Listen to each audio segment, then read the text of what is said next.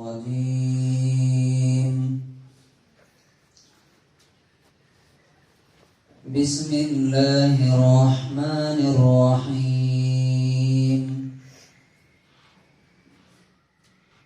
وإذا قيل لهم لا تفسدوا في الأرض قالوا إنما نحن مصلحون ألا إنهم هم المفسدون ولكن لا يشعرون.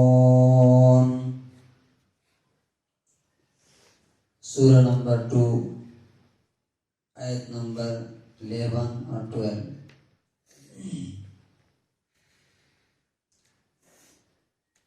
اور جب ان سے کہا جاتا ہے کہ زمین میں بگاڑ پیدا نہ کرو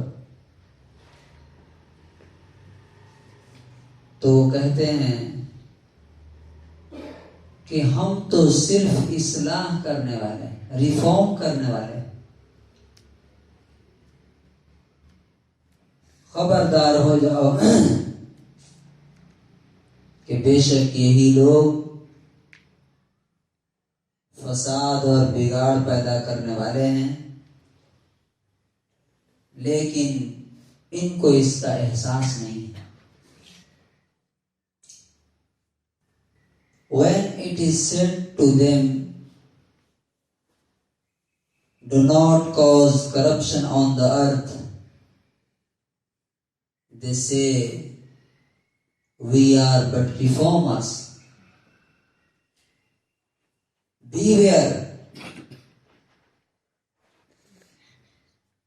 it is they who are corrupters, but they perceive it not.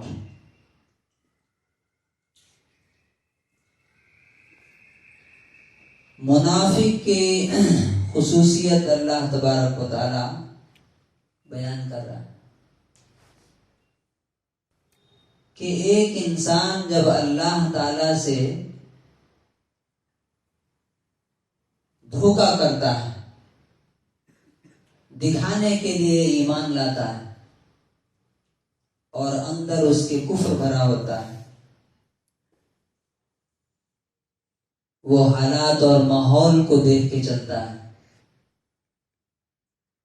Situation جیسے ہیں، اپنا انٹرسٹ کس چیز میں ہے بس یہ دیکھتا ہے. اللہ تعالیٰ کیا کہتا ہے اس کی اسے پرواہ نہیں ہوتی. تو اس کا نتیجہ کیا ہوتا ہے کہ اس انسان کا ضمیر اور دل مردہ ہو جاتا ہے. اور یہ سب سے بڑی سزا ہے اللہ کی طرف سے جو کسی انسان کو ملے کہ اسے بھلائی اور برائی میں فرق سمجھ میں نہ آئے، بلکہ حالت یہاں تک پہنچ جائے کہ جب اسے ٹوکا جائے، بتایا جائے کہ یہ غلط بات ہے، ایسا نہ کرو، تو وہ کہے کہ نہیں میں تو صحیح کر رہا ہوں. سوچئے کسی انسان کو اگر روشنی میں اور اندھیرے میں فرق سمجھ میں نہ آئے،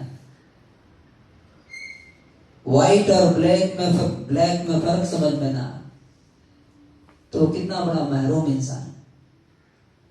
اسی طرح سے جب ایک انسان اللہ کو چھوڑ کر کے زندگی گزارتا ہے تو اللہ تعالیٰ اس کے دل پر اسی طرح مہر لگا دیتا ہے کہ اسے برائی کا احساس بھی نہیں ہوتا، ختم ہو جائے، بلکہ برائی کو وہ اچھائی سمجھنے لگتا ہے. تو ہمیں غور کرنا چاہیے کہ کہیں ہماری زندگی میں بھی تو ایسا نہیں ہے کہ اگر کوئی ہماری غلطی پر ٹوکے تو ہم کہیں کہ نہیں میں تو صحیح کر رہا ہوں، میں تو کوئی غلط کام نہیں کر رہا. تو اللہ تعالیٰ کہتا ہے کہ اس زمین پر فساد کیسے ہوگا؟ یہ زمین جب تک اللہ کے مرضی کے مطابق چلے گی صحیح رہے گی، اور جب گناہ ہوگا، برائی ہوگی تو زمین میں بگاڑ پیدا ہوگا. تو اس زمین کو صحیح رکھنے کے لیے دنیا کو ابھی دیکھیے دنیا کا کیا حال ہے، ہر طرف تباہی بربادی. یہ کیوں ہے؟ اس لیے کہ اللہ کے حکم سے ہٹ رہی. تو اللہ تعالیٰ سے دعا کرنا چاہیے کہ پروردگار عالم ہمیں منافقین میں شامل نہ فرمائی اور حق کو حق دکھائی، یعنی سچائی کو بالکل ایز اٹ از دیکھنے کی ہمیں صلاحیت دیجیے، اور اسی طرح سے باطل کو، غلط کو، برائی کو بھی برائی جیسی ہے ویسی دیکھنے کی توفیق دیجیے اور اس سے دور رہنے کی توفیق نصیب فرمائے. اللہ تعالیٰ ہمیں اس کی توفیق نصیب فرمائے.